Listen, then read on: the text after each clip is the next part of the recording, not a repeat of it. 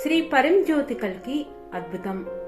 ఇది తమిళనాడులోని కోయంబత్తూరుకి చెందిన మీరా కృష్ణమూర్తి గారి అద్భుతం. నేను ఒక దశాబ్దానికి పైగా భగవద్ధర్మంలో ఉన్నాను.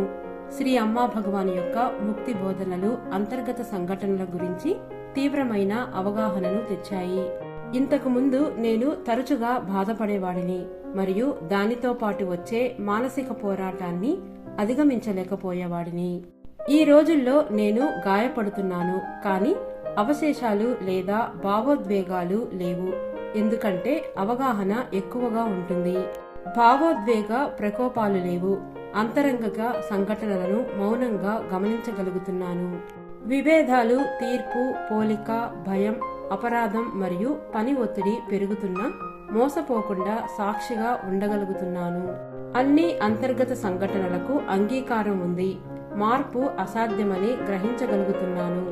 నన్ను నేను మార్చుకోలేనప్పుడు లేదా ఏదైనా సందర్భాలలో రాజీ పడినప్పుడు ఇతరులను మార్చే అవకాశం లేదని నేను గ్రహించగలుగుతున్నాను.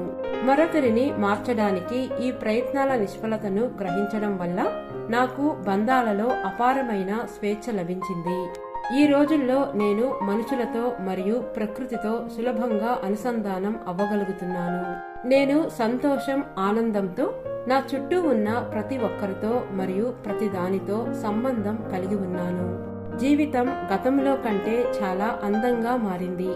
ప్రియమైన శ్రీ పరంజ్యోతి కల్కి ఈ అద్భుతమైన మరియు విముక్తి కలిగించే అనుభవానికి చాలా ధన్యవాదములు.